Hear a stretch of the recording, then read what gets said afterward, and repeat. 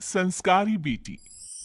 शालिनी की उम्र लगभग 28 साल की हो चुकी थी, लेकिन अभी तक उसकी शादी नहीं हुई थी। शालिनी के मम्मी पापा सरला और महेश जी ने कभी उसकी शादी के लिए कुछ ज्यादा कोशिश भी नहीं की।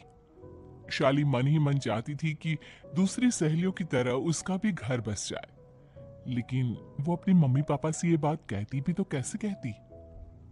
माँ जानती है, मेरी सहेली है ना शीतल, उससे बेटी हुई है, बड़ी प्यारी बच्ची है उसकी।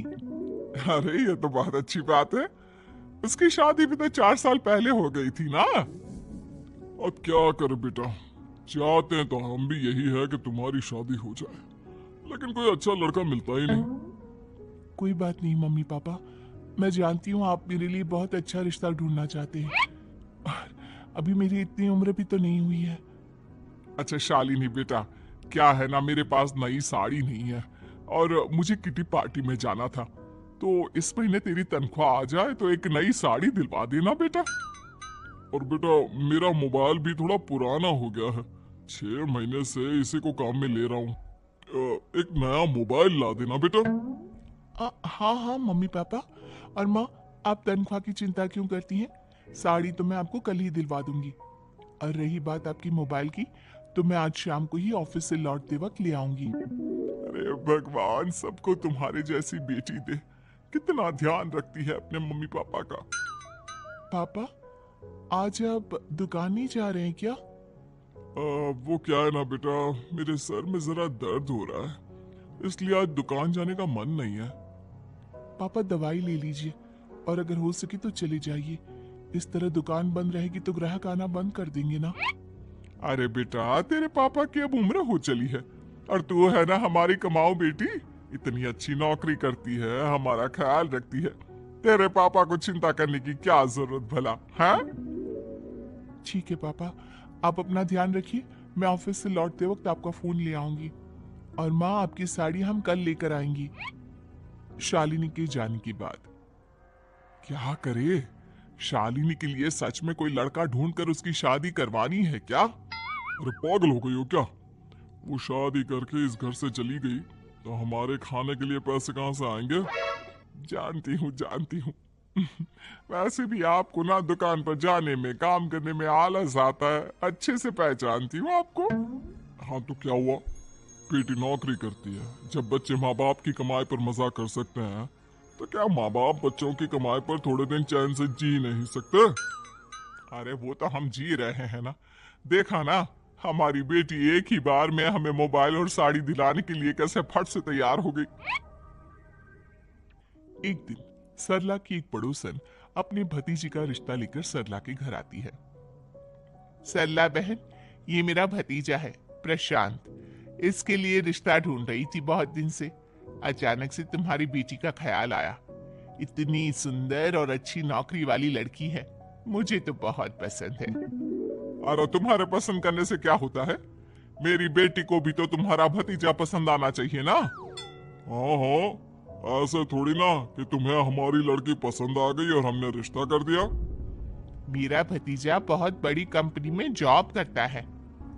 अंकल जी, मैंने आपकी बेटी को देखा है और वो मुझे बहुत पसंद है। हाँ हाँ, तुम्हें तो पसंद है, लेकिन हमें भी तो उससे एक बार पूछना पड़ेगा ना। तो बुलाइए ना शालिनी को, उससे पूछ लेते हैं कहाँ है वो। ऑफिस गई है और उसको आने में अभी देर लगेगी। लेकिन तभी शालिनी ऑफिस से आ गई। ये लीजिए, शालिनी भी आ गई, अब आमने सामने ही बात कर लेते हैं। आओ आओ शालिनी बेटा, इससे मिलो, मेरा भतीजा प्रशांत प्राइवेट कंपनी में अच्छी जॉब करता है। अब बेटा, तुम्हें ये लड़का पसंद है क्या? देखो बेटा, सोच समझ कर हाँ करना, तुम्हारे ऊपर कोई जबरदस्ती नहीं है। मम्मी पापा, प्रशांत की जॉब और उसकी बातें सुनकर मुझे तो काफी अच्छा लगा, मैं उससे शादी करने के लिए तैयार हूँ। ये लो, सारा मामला यहीं के यहीं निपट गया, लड़का और लड़की राजी हैं, तो अब हमें क्या। सरला की पड़ोसन और प्रशांत वहां से चले जाते हैं। अगले दिन, क्या हुआ मम्मी पापा, आप इतने उदास क्यों लग रहे हैं? वो क्या है ना बेटा, तुमने शादी के लिए हाँ कर दी उस लड़के के साथ। तो क्या हुआ माँ, उस लड़के में कोई खोट है क्या? आपको वो पसंद नहीं? अरे नहीं नहीं बेटा, जिसमें तुम्हारी खुशी उसमें हमारी खुशी। हमें भी लड़का पसंद है। तो फिर क्या बात है? अगर कुछ भी है तो आप मुझे बता सकते हैं। तुम्हारी माँ ये सोच सोच कर परेशान है कि तुम्हारे बाद हमारा क्या होगा। तुम हमारी इकलौती बेटी हो, हमारा बुढ़ापा कैसे कटेगा। अब बेटा, हम अपने बारे में सोचकर तुम्हें जिंदगी भर शादी करने से रोक तो नहीं सकते ना। जाओ, तुम अपनी जिंदगी में खुश रहो। हमारा क्या है, जैसे तैसे जी लेंगे। हाँ बात तो सही है बेटा, कैसे भी करके मैं दुकान का काम कर लूंगा। तुम और प्रशांत शादी करके खुश रहो। अपने माँ बाप की बात सुनकर शालिनी काफी दुखी हो जाती है। उसे लगने लगता है कि वाकई में उसकी शादी हो जाने के बाद उसके माँ और बाप का ख्याल कौन रखेगा। और यही सोचकर वो एक दिन प्रशांत से मिलती है। देखो प्रशांत, तुम मुझे बहुत पसंद हो, लेकिन मैं चाहकर भी तुमसे शादी नहीं कर सकती। अरे क्या हुआ शालिनी, क्या तुम मेरी किसी बात से परेशान हो? नहीं नहीं प्रशांत, मैं अपने माँ बाप की इकलौती संतान हूँ। अगर मैं भी शादी करके घर से चली गई तो उनका ख्याल कौन रखेगा, उनका खर्चा कौन उठाएगा? तो क्या तुम सारी जिंदगी शादी नहीं करोगी? शायद नहीं प्रशांत, और अगर अपने माँ बाप के लिए ये भी करना पड़े तो इसमें गलत क्या है? प्रशांत की सारी बात जाकर सरला की पड़ोसन यानी कि अपनी बुआ को बता देता है। ये सरला तो बड़ी चालाक निकली। प्रशांत, वो अपनी बेटी के साथ खेल खेल रही है। कैसा खेल? आप क्या कहना चाहती हैं?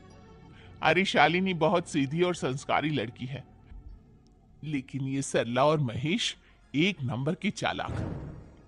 बुआ जी, आपकी बात सही है, लेकिन अपनी बेटी के साथ भला कोई क्यों चालाकी करेगा?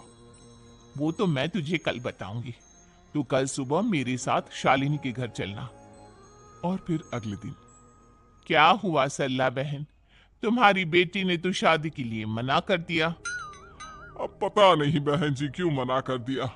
हम तो चाहते थे कि बेटी की शादी धूमधाम से करें। हमारी तो बहुत इच्छा थी कि शालिनी की शादी प्रशांत के साथ हो जाए, लेकिन अब क्या करे, वही नहीं चाहती। आंटी जी, शादी के बाद मुझे अपने माँ बाप की बहुत चिंता रहेगी। उनका ख्याल कौन रखेगा? और इसलिए मैं प्रशांत तो क्या, किसी से भी शादी नहीं करना चाहती। अंधी हो गई हो क्या माँ बाप के प्यार में? पहले जरा अपने माँ बाप से सच तो पूछ लो। कैसा सच? यही सच शालिनी, कि ये तुम्हारे सगे माँ बाप नहीं है और तुम इनके लिए सिर्फ पैसे कमाने का एक जरिया हो। अरे अरे, ये तुम क्या कह रही हो? सच ही तो कह रही हूँ भाई साहब। अब सीधे सीधे अपनी बेटी को अपनी सच्चाई बताओगे या फिर मैं कोई दूसरा तरीका निकालूं? हमें माफ कर दो शालिनी, वो क्या है ना, हमारी कोई औलाद नहीं थी और जब तुम छोटी थी तो हमने तुम्हें गोद ले लिया था। तो इस नाते तो मैं आपकी बेटी ही हुई ना।